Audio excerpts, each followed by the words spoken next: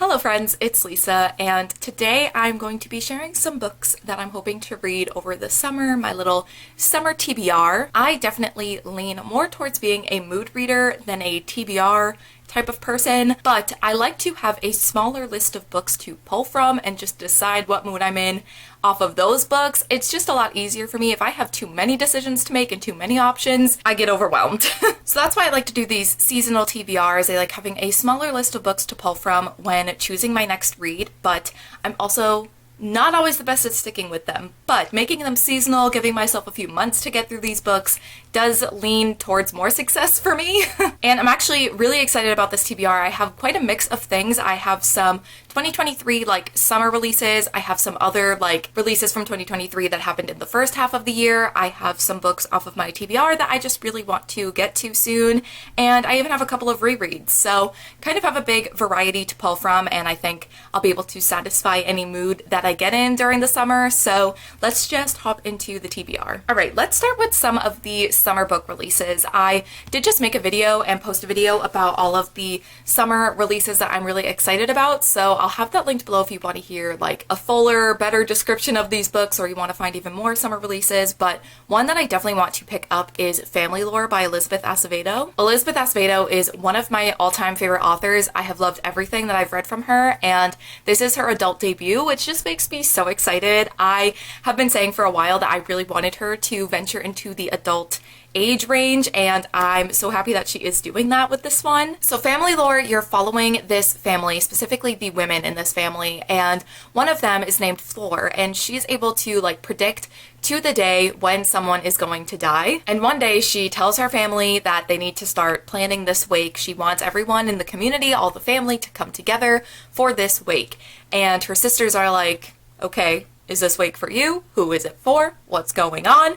And Flora kind of refuses to tell them what the wake is actually for, who it's for, and just doesn't tell them any information. So I think this book is like the few days leading up to the wake, and all of these sisters and women in this family all have their own like personal problems and dramas and things that they're struggling through. So I'm really excited to read this. I love that there seems like there's a little bit of like a little magical element to it, and I love stories about family, specifically sisters, which seems like that is going to be a part of this story as well. So I'm just really excited. It seems like it's going to be really, really emotional, but again, I love Elizabeth Acevedo, so this is definitely one that I'm going to pick up as soon as it comes out. Another book that I'm really looking forward to and definitely want to pick up as soon as possible is The 7-Year Slip by Ashley Poston. This is the same author as The Dead Romantics, which is I think Ashley Poston's first like adult romance novel. I absolutely loved that book. So this one I'm definitely excited about, definitely going to be checking out. It seems like this one is also going to have a bit of a magical element like The Dead Romantics did. We have this woman who moves in to her recently deceased aunt's house or apartment, and it turns out that this apartment is a bit of a time warp, and there's this man that shows up in this apartment who was living in this apartment 7 years prior. So he's like 7 years in the past, and I think the two of them fall in love, but obviously they're from different times, so that adds some complications, and it just seems like it's going to probably break my heart, but also gonna be so good. Like I said, I loved The Dead Romantics, so I'm so ready for this. And then I have one more like summer book release that I definitely want to prioritize when it releases, and that is My Week with Him by Joya Goffney. So this is the same author as Excuse Me While I Ugly Cry, which I read back in January, and I loved that book so much it took me by surprise, and so now I'm just really interested in reading all of her other books. I think she has another backlisted title, but this is going to be her newest release coming out this summer. In this book you're following Nikki, who has recently like gotten kicked out of her home, and she wants to take that as an opportunity to move to California and pursue a music career. But I think her best friend is like, no, I don't want you to leave. Why don't you spend the rest of spring break at home with me, and I can show you and like prove to you why you should stay. So while Nikki is going around doing all these things with her best friend, she finds out from her mom that her sister has gone missing. So now she has to work with her mom, who she clearly does not have the best relationship with if she kicked her out of her house previously, to try and find her sister while also going on these adventures with her best friend. And I think it's going to be like a friends to lovers sort of moment, which I'm very excited for. I think that that's a trope that I want to read more of because I think I'll really enjoy it. So yeah, it definitely feels like it's going to have a bit of a mix of the more like romantic kind of fun friendship, adventure type of stuff, while also the stuff with her family is going to be probably more hard-hitting and emotional. And I think Joya Goffney did a really good job at balancing those two things in Excuse Me While I Ugly Cry, so I have faith that it's going to be really good in this one as well. And I just really want to read more from Joya Goffney. I could see her potentially becoming a new favorite author of mine, so definitely want to check this out when it releases this summer. All right, next, let's chat about some of the books that are on my physical TBR that I want to pick up this summer. Let's switch it up a little bit. So the first one that I want to try and pick up is The Mothers by Britt Bennett. This is a pretty short book. Yeah, it ends on page 275, so it's not a super long book. I think I could read this pretty quickly. I read The Vanishing Half by Britt Bennett. I think it was July of 2020, I think, and I loved that book. And for some reason, I think just because I read that book in summer, I feel like I need to read her other book in the summer. It's just simple math to me. But yeah, like I said, I really loved The Vanishing Half, so this is definitely one that I'm super excited to pick up. I, again, don't know a ton about this book. I feel like I have read the description, but I kind of just want to go into it and see what happens. From what I know, and from like the very top of the description, you're following Nadia Turner, who is in the last season of her high school life, and she's mourning her mother's recent death, and she ends up getting together with the local pastor's 21-year-old son, Luke. And then it says, but the secret that results from this teen romance and the subsequent cover-up will have an impact that goes far beyond their youth. And there's more of a description, but I kind of want to just leave it at that. And yeah, I'm really excited to see what this is about. I feel like people really love this book, and I really love The Vanishing Half, so I feel like this is going to be a winner for me. Another book that I want to read, which I feel like this is going to be a pretty heavy emotional read. I don't know why I keep picking a lot of emotional books to pick up. I feel like summer, I think of like contemporary romance and just like having a silly goofy time, and then the TBR I'm picking is not really reflecting that. But a book that I want to try and get to this summer is Girl Made of Stars by Ashley Herring Blake. Yeah, this isn't giving me the impression that this is going to be a lighthearted, silly, goofy time, but it's definitely one that I have wanted to read for a while, so I want to try and pick it up this summer. We have Mara, Owen, and Hannah, and Mara and Owen are twins, and Hannah is Mara's best friend, but Hannah ends up accusing Owen of rape. And that's all I feel like I want to read of the description. I might have to look into maybe some of the trigger warnings for this. I definitely recommend, if you are going to read this, looking into the trigger warnings. But I have read How to Make a Wish by Ashley Herring Blake, which is another one of her YA books, and I absolutely loved it. So I'm excited, I guess. I don't think excited is the right word, because I think it's going to be a very emotional, hard to read book, but I still think it's going to be really, really powerful and really great. And it is on my list of like 5-star predictions for this year. And I feel like I haven't read a ton of books off of that 5-star predictions list this year, so I definitely want to make that a priority, and this is one of them. So I might try and pick this up. Again, it's not a super long book, so I think I'll be able to get through it quickly. Obviously, it's going to be, like I said, a pretty emotional read, but I think it's going to be really impactful, and I really enjoy Ashley Herring Blake's writing, so very excited to pick this up, or as excited as you could be about a book like this. And then the final couple of books that I have on my TBR that I want to try and pick up this summer might seem familiar because I'm pretty sure they were on my summer TBR last year, and I said in that TBR, if I don't read them this summer, I don't know if I'm going to still have an interest in them, but they're showing up again. I think I'm going to give it one last try. And those books are Since You've Been Gone and Save the Date by Morgan Matson. It hasn't just been last summer that these showed up. They also showed up in my TBR from 2 summers ago. This is the 3rd year in a row I'm putting these books on my TBR. If I do not read them this summer, I think they need to go. It's time for an unhaul. Someone pressure me into reading at least one of them. I've never read anything by Morgan Matson before, so I really want to give her books a try. I definitely feel like YA contemporary is something that I'm not as interested in and just not gravitating towards as much, unless it's a more like emotional, hard-hitting type of YA contemporary. But I've heard such good things about her books, and because I already have these, I figured I might as well give them a try. I feel like her books also just scream summer, so I think this might be the summer that it finally happens. At least read one of them. That's the goal. So in Since You've Been Gone, you're following these 2 friends, Sloane and Emily, and Sloane one day just disappears and leaves behind this list for Emily to complete. And I think she thinks like completing the things off of this list might bring her best friend back. So there's a bit of a mysterious element, but it also just seems fun. And I love like a list or something in a book, like something that people have to complete, I think will be really fun. So I feel like if anything, this is the one that I'm the most drawn to of the 2. This one I think is about this wedding. You have this main girl, whose name I don't know, Charlie, yes, and her I think, sister is getting married, and so the family is like, they're all coming home and they're all trying to plan this wedding, and everything keeps going wrong.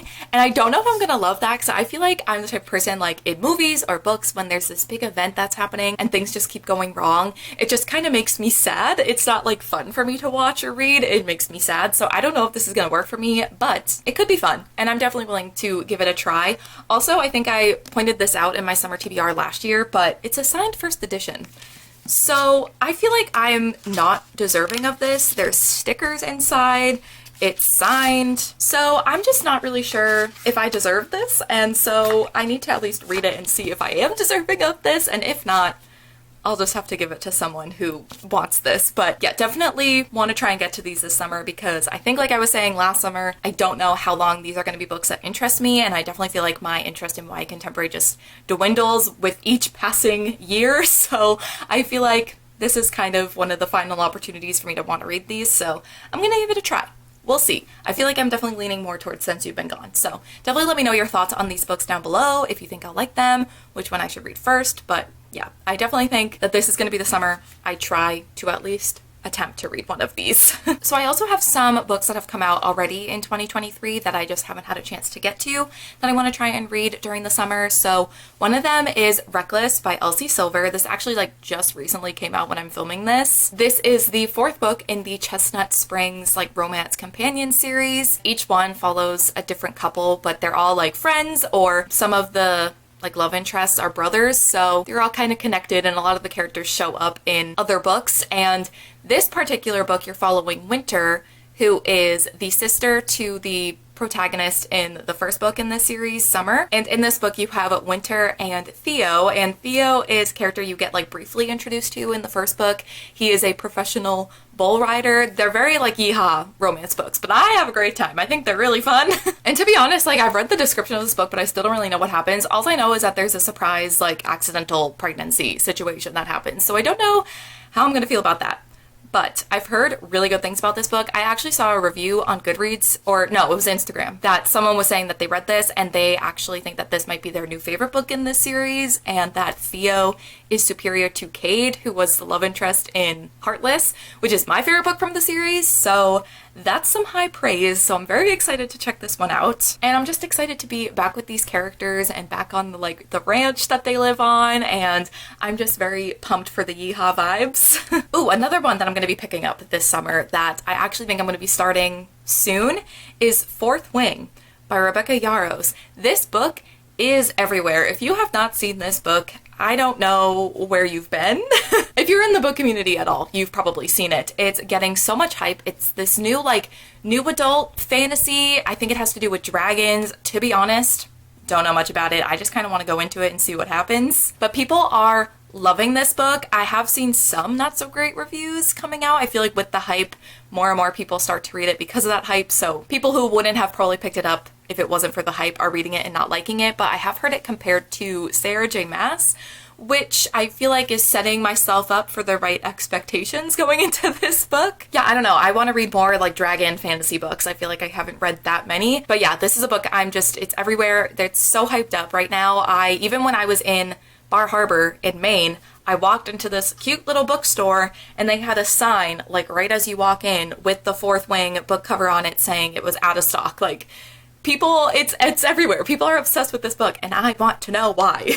So yeah, like I said, I'm going to be picking it up soon. I think I'm going to read it actually later on this week or start it this week. I'm going to vlog and document my thoughts on the book, so you will hear all of my thoughts on this, but I'm just so curious. I'm so curious about hyped books like this, but I don't know, it does seem like something that will interest me, a new adult fantasy with dragons. I'm sold. That's all you need to tell me. Kind of going back to some romance vibes. Like I said, summer I feel like is the time for romance. It's always the time for romance, but I feel like summer is when I really want to read them. So I want to try and pick up Yours Truly by Abby Jimenez. This is her most recent book, and this is actually a companion to Part of Your World, which I also read recently and really enjoyed. And in this book, you're following Bree, who was the main character from Part of Your World, like one of her best friends. And she works at the same hospital that the main character from Part of Your World works at. And there's this new doctor that comes in and kind of, I think, is going to get the promotion that she wants. So they don't don't like have the best relationship, and she's also like going through a divorce, and she's also desperately looking for a kidney donor for her brother. So it is kind of giving the hate to love kind of vibes, but I think they start writing these letters to one another, and that's how they kind of start to bond. And I think he like offers to be her brother's kidney donor. I don't know, it seems like it's gonna break my heart and be very emotional, but I'm pumped about it. I really enjoyed Part of Your World, and when I saw that, like, I knew this was Abby Jimenez's newest release, and I saw everyone talking about it, but I didn't realize it was a companion to Part of Your World until I read Part of Your World recently. So that made me even more excited to check it out. So definitely going to be picking this up, I think, this summer. And then I'm thinking I might want to do something a little bit different, do a silly, goofy mystery kind of moment this summer. So I think I may pick up Vera Wong's Unsolicited Advice for Murderers. This is by Jessie Q. Sutanto, who is the same author as Diary for Aunties, which was one of my favorite books that I read like a couple years ago. It was so much fun, and I feel like this is going to be kind of a similar thing, like a cozy, funny mystery. But in this book, you're following Vera Wong, who owns this tea shop. She runs this tea shop, and one morning she enters her tea shop and sees that there is a dead man on the ground. She wants to kind of get involved in figuring out what happened. She thinks it's one of her customers that may be guilty, so she, I think, gets involved in trying to figure out what happened to this man, and it just seems like it's going to be really fun, really silly, and I really, like I said, enjoyed Jessie Q. Sutanto's other book, Diary for Aunties, and I feel like this is going to be kind of a similar sort of story, so this might be one that I have to pick up as well. Nobody spills the tea like this amateur sleuth. That is quite a last line of the description. I'm obsessed. Alright, and the final few things that I want to potentially read this summer are some rereads. Like I said, I love a good reread moment. I feel like I get so much more out of books that I already loved once I reread them. I feel like I pick up on so many things I didn't the first time, so I'm a big fan of rereading. Plus, I just love revisiting like favorite characters and moments and things like that. So one that I would love to reread, it hasn't been that long since I read it for the first time, but I really want to reread it. Beach read, Emily Henry. I read this, I think, in June of last year, so it's been about a year since I read this, and I just loved this book so much. It meant so much to me. These characters meant a lot.